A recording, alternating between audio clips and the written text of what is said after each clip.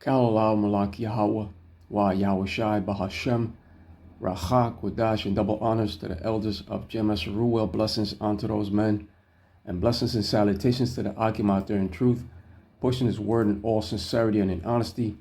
With that being said, Shalom Israel Brakta. Today's lesson, the massive gold strike in Iran.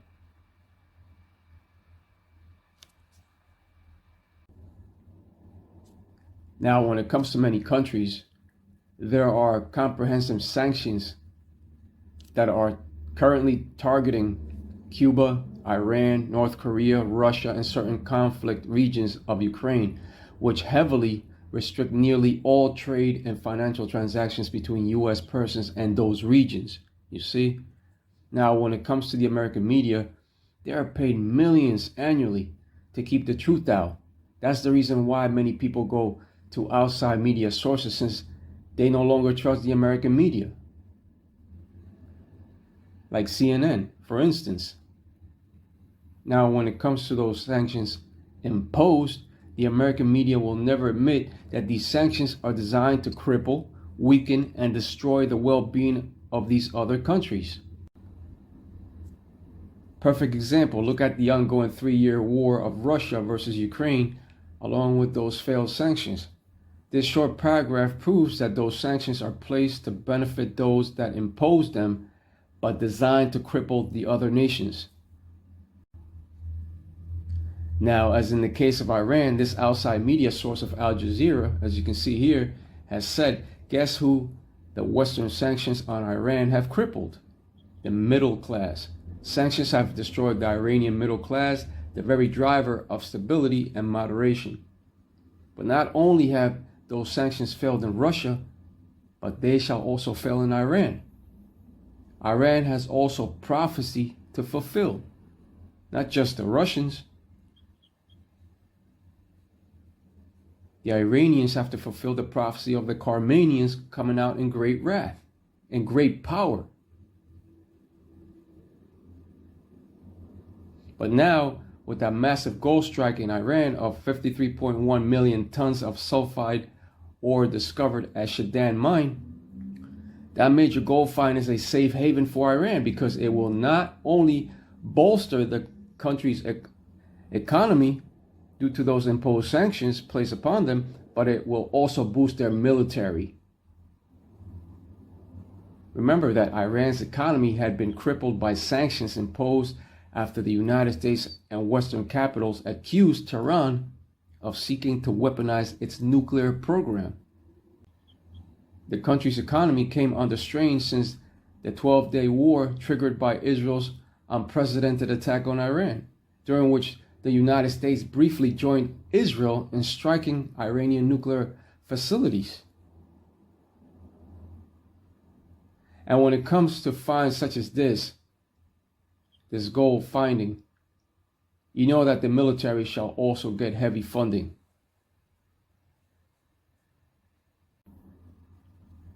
That's why this article of X.com goes on to say Iran could fight Israel and US 50 years continuously as Iran discovers major gold deposits in Khorasan with approximately 6.5 million tons of gold era worth $17 trillion.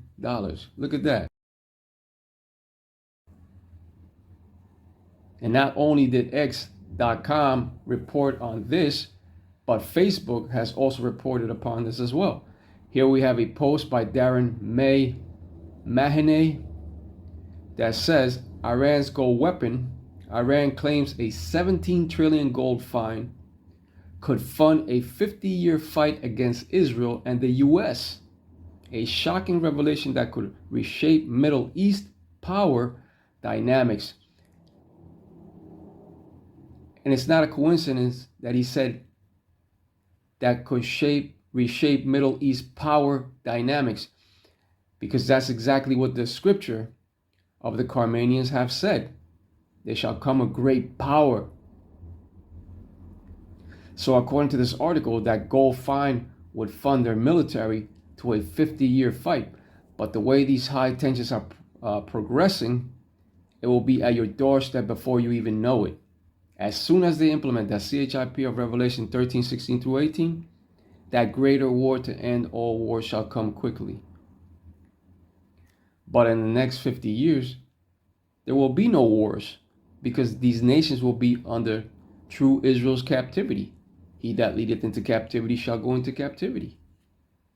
But yes, when it comes to that massive gold strike in Iran of 53.1 million tons of sulfide ore discovered at the Shadan mine, it will not only boost their economy, but their military as well. They shall come with great power. Now, when it comes to the Iranians of today, aka the Persians, aka the Carmanian wild boars, according to the scriptures, biblical scripture has said that they will come in great power. With that being said, let's begin in the scripture of 2 Esdras 15 and 30. Here we have that scripture of 2 Esdras 15 and 30. Also the Carmanians raging in wrath shall go forth as the wild boars of the wood, and with great power shall they come and join battle with them, and shall waste a portion of the land of the Assyrians. This scripture of 2 Esdras 15 and 30 has said the Carmanians shall rage in wrath, and with great power shall they come. The Carmanians represents the Iranian wild boars of Iran. The Iranian of today are the Persians, and it is prophesied that they shall come with great power. And if you know something about wild boars, they pose a danger to hunters due to their aggressive nature and strength. That's how these Iranians will come upon the battlefield, and with great power shall they come, with great strength. That's why Iran should not be underestimated, because they have to fulfill this part of prophecy. Now with this gold find of theirs, that will give them a major boost. The Lord Yahweh Bashem Yahushua has covered all angles, and what the people have forgotten is that he is in charge, for he ruleth in the kingdom of men. That's found upon Daniel 4 and 17. But no longer can these smaller nations be bullied, because they have officially leveled the playing field in the possession of nuclear capability. Many of these smaller countries now possess nuclear capability and other sorts of advanced weaponry. They also have drones, etc. And if Iran was to get attacked or invaded by the West, that will automatically draw out the Russians to war. Also remember that Russia is now providing unprecedented level of military aid and technical support to Iran. So any attack on Iran will definitely draw out the Russians. But who shall draw out the Americans to their demise will be the small hatters. That's why biblical prophecy has said that the least of the flock shall draw them out. We are no longer living in the time of peace but of war. And tensions are extremely high due to these current ongoing wars. And as a result, the nations are angry, right? Because they're also being taken out of their comfort zone. Look at those tensions with the US and Venezuela now. Russia shall come up against the West in war, but also the allies of America shall betray her and shall also war against her. And those arrows of mass destruction will fly. Once they implement that CHIP of Revelation 13 and 16, that third world war cometh quickly. And on that day there shall be no holes barred.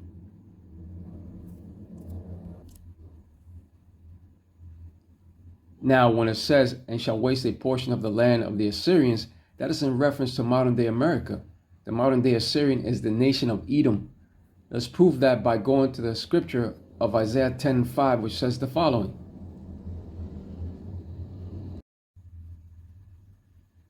Here we have that scripture of Isaiah 10 and 5. O Assyrian, the rod of mine anger, and the staff in their hand is mine indignation. The modern day Assyrian is Esau, Edom, and they are the rod of the Lord's righteous anger that will come upon Jake's. Their staff, which means power, will come down heavily upon many jakes. But let me just say that Edom is also modern-day Nineveh. Even Idumea is a Greek word for Edom and also refers to America. America is known by many names: Babylon the Great, Egypt, Sodom, due to the laws that it passes when it comes to the alphabet community, etc. The New Testament scripture of Revelation 12:12 has said, "For the devils come down unto you having great wrath, because he knoweth that he has but a short time." And in these last days he will come down in great wrath. But if you know about the ancient Assyrians, on the other hand, they were extremely brutal and vicious. And those ancient Assyrians were Shalmaneser and Tiglath-Pileser. And when it comes to those Assyrians, they knew that brutality was a very effective tool of psychological warfare.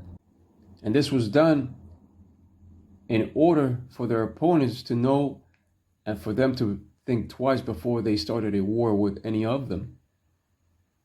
Now, in these modern times, the scripture of Psalm 17:13 does say that the nation of Esau, Edom, is the sword of the Lord Yahweh Bahashem Yahushai. The Lord will utilize and bring forth his righteous anger through the nation of Edom to punish two parts out of the nation of Israel for their wickedness. But as soon as those troops come for the Lord's elect that are his, the Lord shall lift up a standard against them, according to the scripture of Isaiah 59:19.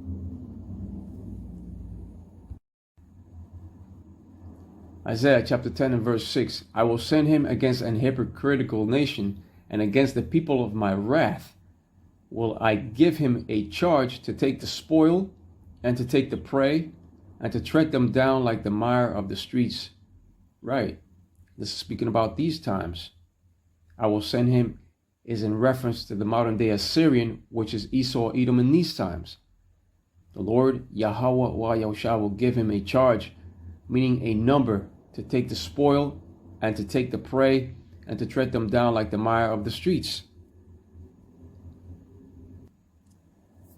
And there's an old saying, history has a habit of repeating itself. So those ancient Assyrians were brutal, but the modern day Assyrians shall also be brutal. The Lord Yahweh Yahushua will give him a charge, meaning a number, to take the spoil and to take the prey and to tread them down like the mire of the streets. That hypocritical nation speaks about the children of Israel that will be treaded down like the mire of the streets. When the troops come in like a flood, it shall be in great wrath and in a heavy state of perpetual hatred.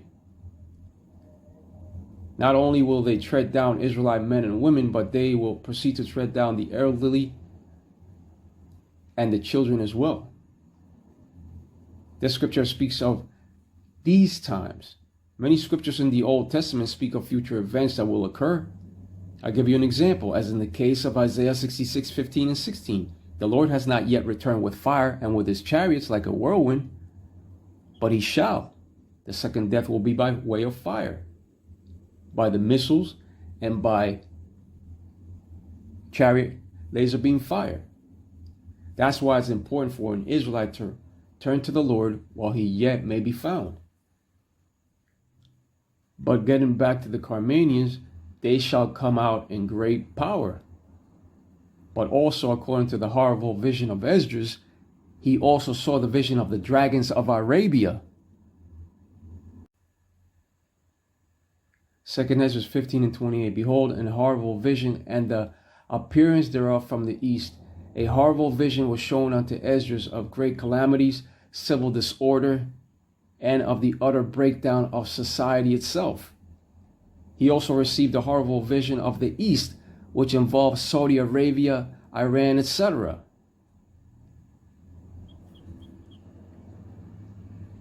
And when it comes to biblical prophecy, it is going to come to pass. It's going to fulfill itself and come to pass.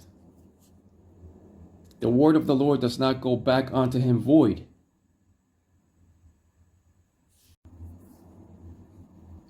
2nd Esdras 15 and 29. Where the nations of the dragons of Arabia shall come out with many chariots. Those chariots means their vehicles, their tanks, etc. And the multitude of them shall be carried as the wind upon earth, that all they which hear them may fear and tremble.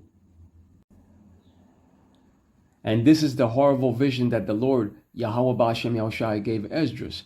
That third world war to come shall be like no other. It shall be a horrible war. Those dragons of Arabia shall not only back one another in talks and in trade, but when the time comes, they shall also back one another militarily. They shall come out with their tanks and other weapons of war. And the two places that shall be taken out is modern day Babylon the Great and the land that the small has now inhabit. The only place that shall rebuild is the land where the small has now inhabit. But when it comes to modern day Babylon the Great, it shall never rebuild. It shall remain destroyed for the people to see on how not to live. Babylon the Great is in reference to America upon the scriptures. But with that being said, Ka'alal Malak Yahweh, Wa Yahushai, Bahashem, Rachak, Wadash, and double honors to the elders of Jemas Ruel, blessings unto those men, and blessings and salutations to the Akim out there in truth, pushing his word in all sincerity and in honesty.